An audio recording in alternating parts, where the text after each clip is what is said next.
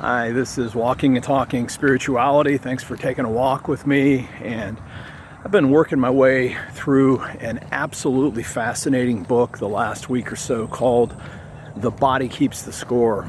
I'll have the author's name. It's written by a Dutch scholar, physician, in the notes, and I'm not exactly sure how to pronounce it, but the book's easy to remember. The Body Keeps the Score. And the book's about trauma. This doctor has studied the effects of trauma, beginning with veterans coming back from war, victims of sexual assault and sexual abuse, persons who have experienced emotional abuse from parents, the trauma from divorces, all the different ways that people absorb trauma, and then sometimes get treatment for sort of the acted out symptoms, but the treatments don't go to the root. And as I read this book, I was just absolutely fascinated by some of the connections that I saw with the treatment solutions and what we talk about here in my deep dive spirituality videos.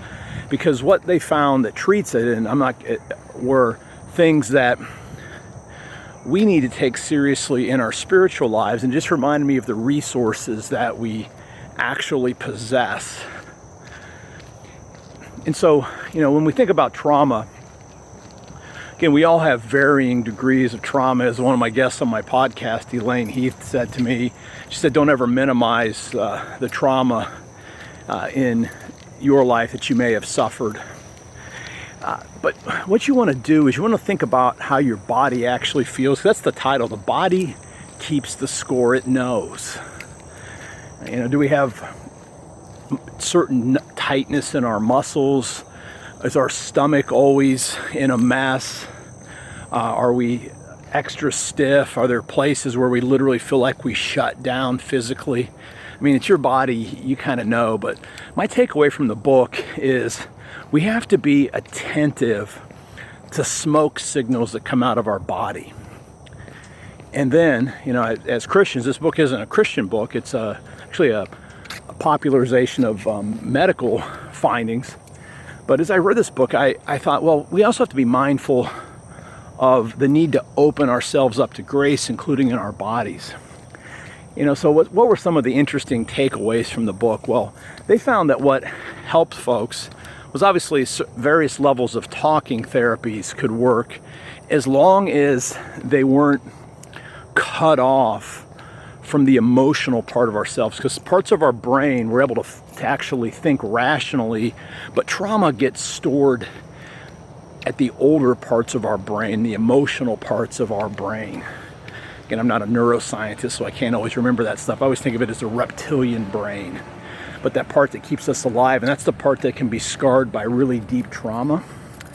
And so what they found actually helps are things like journaling practices, where you actually work through and journal, sometimes by free association, about what you're feeling. And so it's to pay attention really carefully to what you're feeling on the inside.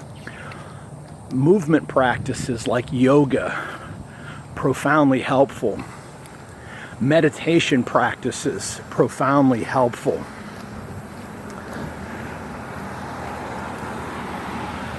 Those were some of the takeaways that I had that I thought connected specifically with spirituality there. So, friends, that in your work with others, and this is what one of my big takeaways from the book was, there's so much trauma that's been suffered in the world. There's huge, high percentages of people that we interact with every day that have gone through incredibly painful experiences. And sometimes that's going to get acted out in big ways or in more subtle ways. So we need to be mindful of the pain in the world.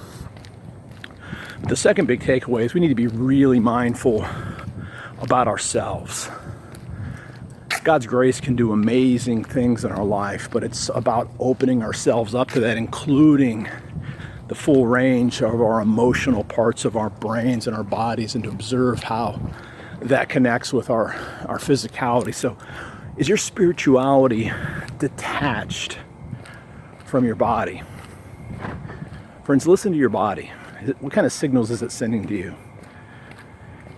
And then open yourself up anew to God's grace. And centering prayer, fantastic. Prayer of examen, fantastic. Journaling about your experiences with grace each day, fantastic. Those things will change your life slowly but surely. Love to hear about your experiences. Let me know in the comments. Live by faith, be known by love, and be a voice of hope to others.